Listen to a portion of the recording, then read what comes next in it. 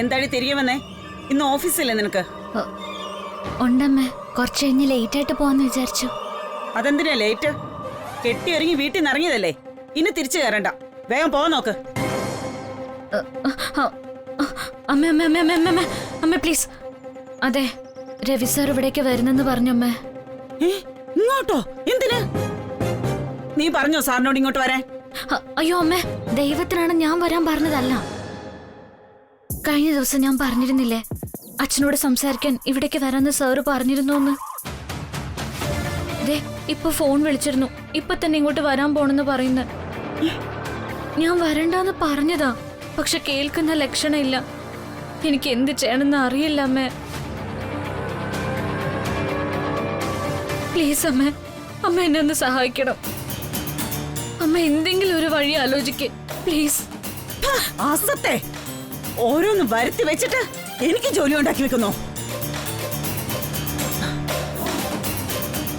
ഇതൊക്കെ ഞാൻ പറഞ്ഞിട്ടാണോ നീ ചെയ്തത്? അല്ലല്ലോ. അപ്പോ എന്തു വരുന്നു അതങ്ങ് സ്വയം അനുഭവിച്ചാ മതി. എന്നെ വിടന്റെ പാടിന്. അയ്യോ അമ്മ അമ്മ അമ്മ പ്ലീസ് അമ്മ അമ്മ പ്ലീസ് അമ്മ. അമ്മ ഇങ്ങനെയൊക്കെ സംസാരിച്ച ഞാൻ കരഞ്ഞു പോവും. പ്ലീസ് അമ്മ, എന്നെ കൈവിടരുത് അമ്മ, പ്ലീസ്. വിടറി എന്നെ. ഒരു വീക്ക് വെച്ച് വന്നാലുണ്ടല്ലോ, തെമ്മാടിത്തരം കാണിച്ചു വെച്ചിട്ട് നിന്ന് മൂങ്ങുന്നു. അമ്മേ,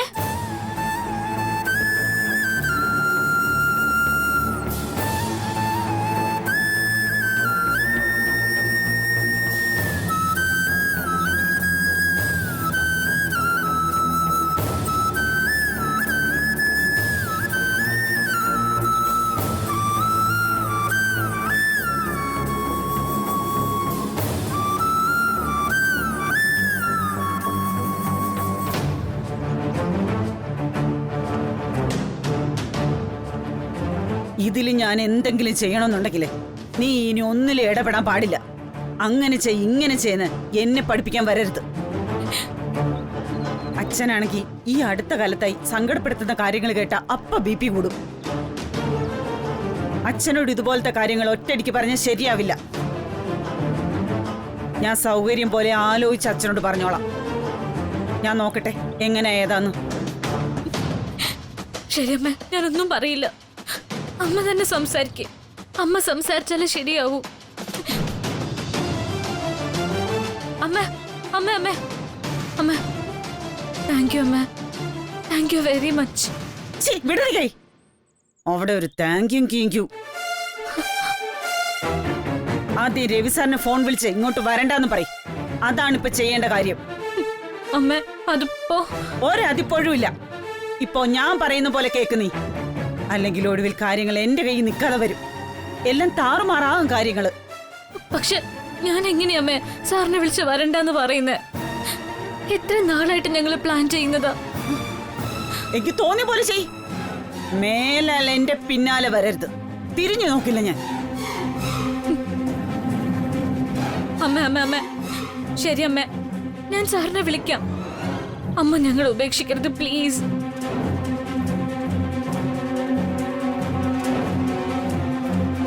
വിളിച്ചാ നിനക്ക് കൊള്ളാം. ബാക്കി വരും പോലെ വരട്ടെ.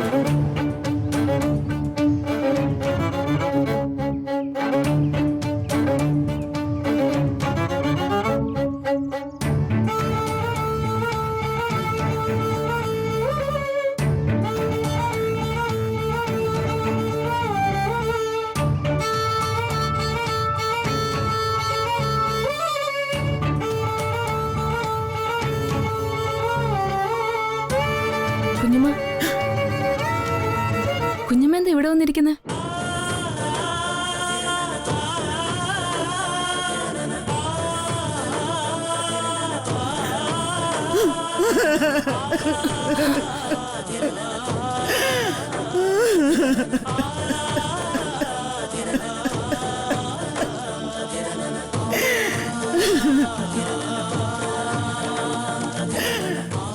കുഞ്ഞമ്മേ, എന്ത് പറ്റി കുഞ്ഞമ്മേ?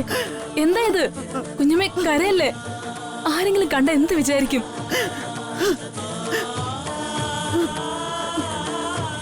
എന്ത് പറ്റി എന്റെ കുഞ്ഞമ്മയ്ക്ക്?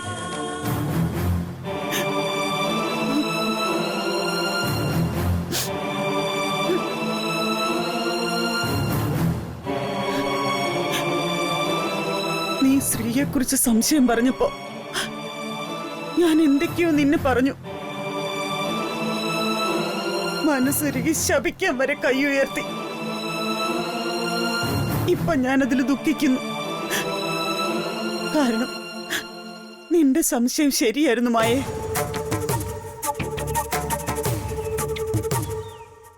ഇന്നലെ രാത്രിയില എനിക്കത് ബോധ്യപ്പെട്ടത്. സന്തോഷം, കുഞ്ഞമ്മയ്ക്ക് ഇപ്പോഴെങ്കിലും അത് മനസ്സിലായല്ലോ. മാത്രമല്ല, ആ ടെൻഷൻ ആരോടും ഷെയർ ചെയ്യാൻ പറ്റാത്തതിന്റെ വീർപ്പ് മുട്ടലായി ഇപ്പോഴത്തെ ഈ കരച്ചിലെന്ന് മനസ്സിലായി.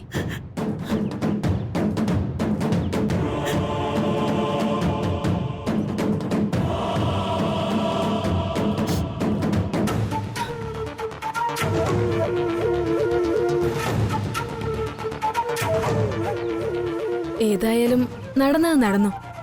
ഇനിയിപ്പോ എന്ത് ചെയ്യാനാ കുഞ്ഞമ്മ ഉദ്ദേശിക്കുന്നേ? അറിയില്ല. ഏത് കല്ലിൽ തലയടിച്ച് കരണമെന്ന് അറിയില്ല എനിക്ക്. ഓരോ ഒറ്റ രൂപ നാണയത്തിലും കണക്ക് നോക്കി ജീവിക്കുന്നവരാ നമ്മള്. പക്ഷേ രവിചന്ദ്രവർമ്മനാണെങ്കിൽ കോടീശ്വരൻ. അത് സാരമില്ലെന്ന് വിചാരിച്ചാലും രവിവർമ്മൻ സാറിന് മോളേക്കാൾ ഒരുപാട് പ്രായ വ്യത്യാസമുണ്ട്. 10-25 വർഷത്തെ വ്യത്യാസം. ആരെങ്കിലും ഇതറിഞ്ഞാൽ തന്നെ എന്ത് കരുതുമെന്ന് ആലോചിച്ച് നോക്ക്. വെറും പണം മോഹിച്ച് മോളെ പിടിച്ചൊരു പണക്കാരന് കൊടുത്തു എന്നല്ല അവര് പറയൂ.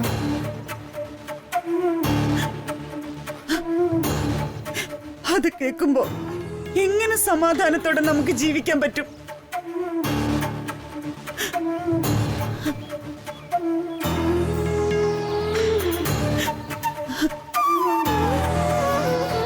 ശ്രീ വളർന്ന രീതിയും സാറിന്റെ ജീവിതവും രണ്ടും രണ്ടാണ്. പട്ടുമെത്തയും കുപ്പത്തട്ടയും തമ്മിലുള്ള വ്യത്യാസം അതൊരിക്കലും ഒന്നിച്ചു ചേരില്ല. ഒരിക്കലും. എനിക്കറിയില്ല എന്ത് ചെയ്യണോന്ന്. എനിക്കറിയില്ല.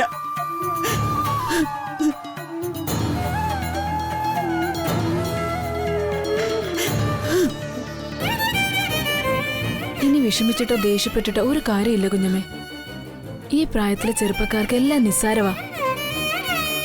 ആഗ്രഹിക്കുന്നതെല്ലാം കിട്ടുന്ന ചിന്തയാ അവർക്ക്. ഇനിയിപ്പോ ചെയ്യാൻ കഴിയുന്നത് നാട്ടുകാരെന്ത് ചിന്തിക്കും, ചിറ്റപ്പൻ എന്ത് ചിന്തിക്കും എന്നൊക്കെ മാറ്റിവെച്ചിട്ട് തൽക്കാലം ശ്രീകുട്ടിയെ മാത്രം ചിന്തിക്കുക എന്നുള്ളതാ. ഒപ്പം നിങ്ങൾ ആരും ഇതിന് സമ്മതിച്ചില്ലെങ്കിൽ ശ്രീകുട്ടിയുടെ അവസ്ഥ എന്തായിരിക്കും എന്ന് കൂടി ഒന്ന് ആലോചിക്കുന്നത് നന്നായിരിക്കും. നീ ഓരോന്ന് പറഞ്ഞ് എന്നെ പേടിപ്പിക്കല്ലേ. ഞാൻ അവളുടെ ജാതകം കൊണ്ട് എത്ര ജ്യോത്സ്യന്മാരെ കണ്ടു എന്നറിയോ. അവരാരും പക്ഷെ അവളെ കല്യാണം കഴിക്കാൻ പോകുന്നത് ഇരട്ടി പ്രായമുള്ള ആളാണെന്ന് ഒരിക്കലും പറഞ്ഞില്ല. അതാണ് കൂടുതൽ സങ്കടം. ഇപ്പോഴെങ്കിലും കുഞ്ഞമ്മയ്ക്ക് മനസ്സിലായല്ലോ ജ്യോത്സ്യന്മാര് പറയണത് മുഴുവനും ശരിയാവണമെന്നില്ലെന്ന്. അവര് ദക്ഷിണ കിട്ടാൻ വേണ്ടി ഓരോന്ന് പറയും. പാവങ്ങള് ഇതേ സത്യമെന്ന് പറഞ്ഞ് വിശ്വസിക്കും. അത്ര തന്നെ. പക്ഷെ അവക്ക് രാജയോഗം ഉണ്ടെന്ന് എല്ലാരും പറഞ്ഞിടി ഒരുപോലെ. ഇടയ്ക്കിടയ്ക്ക് ഈശ്വരമ്മയും പറയാറുണ്ടത്. ഇതിപ്പോ ഏതാ ശരി ഏതാ തെറ്റെന്ന് എനിക്ക് മനസ്സിലാവാത്തത്. എല്ലാം കൂടെ ആലോചിച്ചിട്ട് തലയ്ക്ക് ഭ്രാന്തെടുക്കുന്ന അവസ്ഥയായിപ്പോ.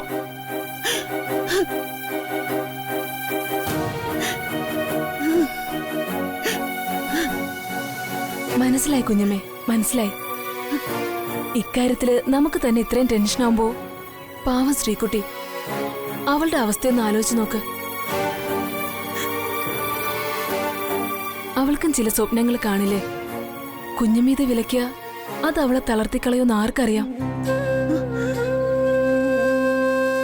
അതുകൊണ്ട് ഇത് സൂക്ഷിച്ച് കൈകാര്യം ചെയ്യേണ്ട വിഷയമാണെന്ന് എനിക്ക് പറയാനുള്ളത്. അതെ, അതാലോചിക്കുമ്പോഴാ തള്ളാനും കൊള്ളാനും ആവാത്ത ശ്വാസം മുട്ടൽ വരുന്നത്. എന്റെ മോളൊരു പാവാടി, പഞ്ചപാവം. എന്നെ മനസ്സിലാക്കമ്മ ഒരേ കരച്ചില. ഞാൻ എന്ത് ചെയ്യുമെന്ന് നീ തന്നെ പറ. എനിക്കാ മനസ്സിലാവാത്തത്.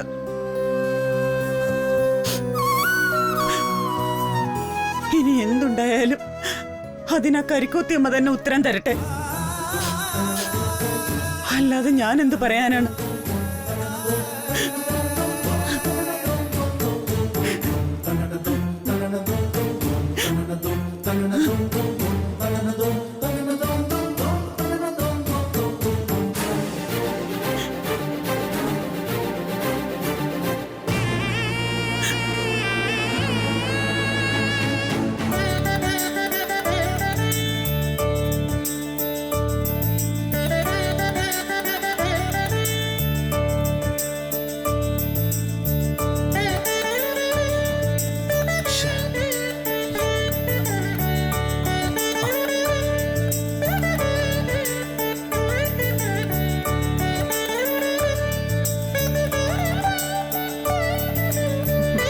രഘു,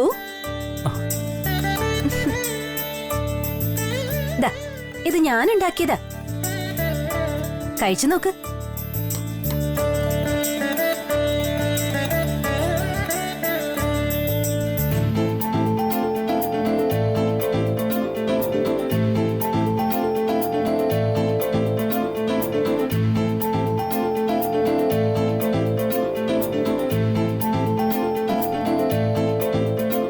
ബാലമ്മ, മാത്രമല്ല എന്താ തിരിച്ചു വരാത്തെ?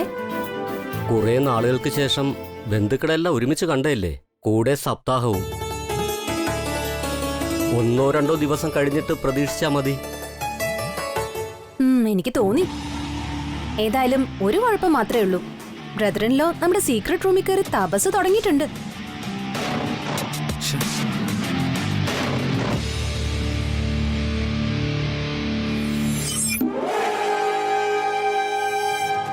മാതൃല്ല കൂടി ഇവിടെ ഇല്ലാത്ത സ്ഥിതിക്ക് ഇനി എപ്പോഴാ തിരിച്ചിറങ്ങാന്നറിയില്ല. ഓ, രേഖ ഒന്നും മിണ്ടായിരിക്കോ?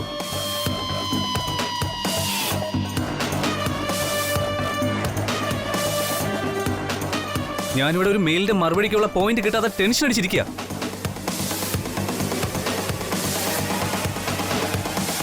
എന്നെ കൊണ്ട് പറ്റില്ല ഇത്ര ഓഫീസ് പണിയൊന്നും. ഇതൊക്കെ വേറെ ആരെങ്കിലും ഏൽപ്പിച്ചേ പറ്റൂ. നോ, ഒരിക്കലും അത് ചെയ്യരുത്.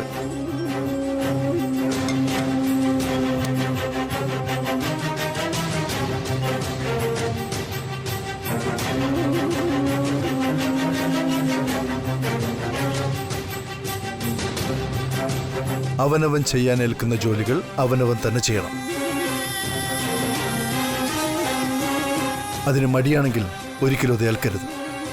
പകുതി മനസ്സോടെ ചെയ്യേണ്ടതല്ല കോടികൾ ടേൺ ഓവറുള്ള കമ്പനിയുടെ business.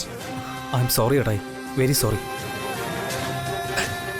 Don't be sorry Raghu, be smart and be responsible. നാളെ മുതൽ വർമ്മൻ ഗ്രൂപ്പ് ഓഫ് കമ്പനീസിനെ നിയന്ത്രിക്കേണ്ടത് നീ ഒറ്റയ്ക്കാണ്. ഞാനുണ്ടാവില്ല കൂടെ.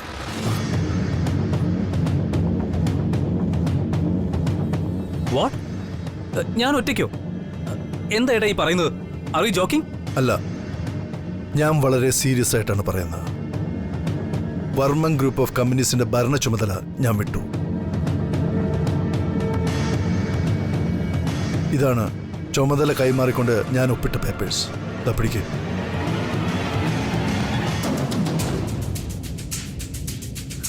Oh my God, what's happening? Brother-in-law, are you serious? അതെ അനിയത്തിക്കുട്ടി. അമ്മയുടെ സാന്നിധ്യം ഇന്നിവിടെ ഇല്ലാത്തതുകൊണ്ട് ബാലമ്മയെ സാക്ഷി നിർത്തി ഈ ഫയൽ ഞാൻ രഘുവിനെ ഏൽപ്പിക്കുക. Raghu, come on, take it.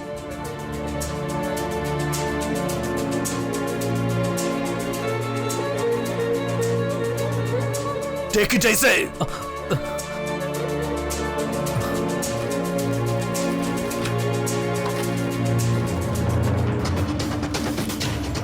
No ചേട്ടായി, നോ, പറ്റില്ല. എനിക്ക് ഇങ്ങനെ ഒരു ചേഞ്ച് നമ്മുടെ അമ്മ സമ്മതിക്കില്ല. ഈ ഞാൻ സമ്മതിക്കില്ല, ഒരിക്കലും സമ്മതിക്കില്ല ചേട്ടായി. ചേട്ടായി, ചേട്ടായിക്ക് ഇത് എന്തു പറ്റി? വേ ആർ യു ഡൂയിങ് ദിസ്? ആരാ ഓഫീസിൽ ചേട്ടായിക്ക് പ്രശ്നം ഉണ്ടാക്കുന്നത്? Just tell me his name. ഞാൻ നേരിട്ട് പോയി അവനെ ചവിട്ടി പുറത്താക്കും ഇപ്പൊ തന്നെ. അങ്ങനെ ആരും പ്രശ്നം ഉണ്ടാക്കിയിട്ടൊന്നുമല്ല. It's strictly a personal decision. പക്ഷേ കുഞ്ഞെ, ഗായത്രി അമ്മ കൂടി ഇവിടെ ഇല്ലാത്ത സ്ഥിതിക്ക്, അതും അത്യാവശ്യപ്പെട്ട് ഈ രാത്രി സമയത്ത് ഇത്തരം തീരുമാനമെടുക്കുന്നതിന് മുമ്പ് കുറച്ച് സാവകാശം.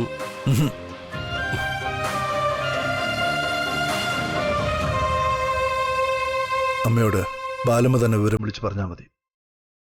ഞാൻ എൻ്റെ തീരുമാനം മാറ്റില്ല. ചേട്ടായി, ചേട്ടായി, ചേട്ടായി, ചേട്ടായി പ്ലീസ്, ചേട്ടായി പ്ലീസ് നിക്ക്. ചേട്ടായി, ഞാനിത് സമ്മതിക്കില്ല.